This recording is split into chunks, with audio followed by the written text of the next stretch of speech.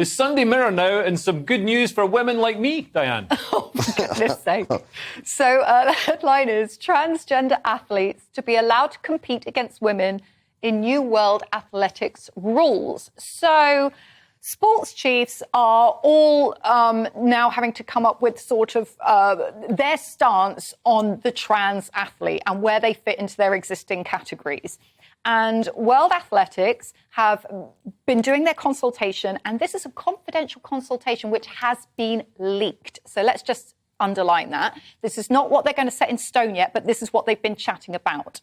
And they have decided that they are going to tighten the regulations on trans athletes in that they're going to reduce the amount of testosterone that you can have in your bloodstream to sort of half, and they're going to... A womanly level. And then double the length of time that you need to have that lowered measure on. And that's what they're saying. So that's what they're thinking about at the moment. Because they also want to take into account athletes who have got differences of sexual development, such as people like Caster Semenya. So Caster Semenya is a woman. She's just a woman who has been born with a...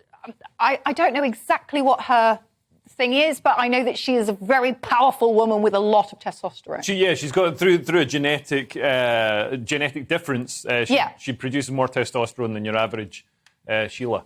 So she's dead good at sports. She's really good at running. Scientific way of putting it. Yeah.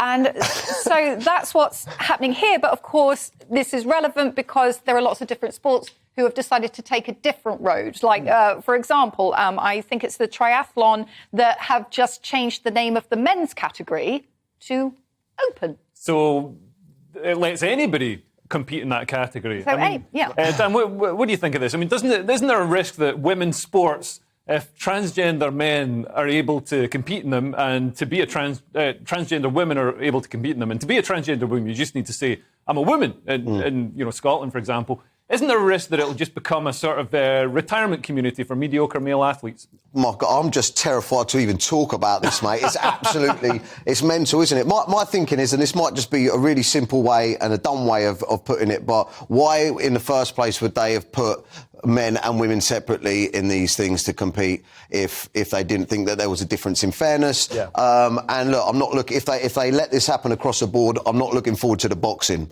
Because, do you know what I mean? It's going to kick off in a bad way. It's already happened. There's Fallon Fox, an MMA fighter, shattered... so a transgender MMA fighter shattered a woman's orbital bone in her face fighting her. The woman said she'd never been punched like that. She'd never felt a force, a strength like that. Because, obviously going through male puberty gives athletes and fighters certain benefits. You get bigger bones, greater bone density, greater strength. It's easier to parallel park outside the stadium. There's lots of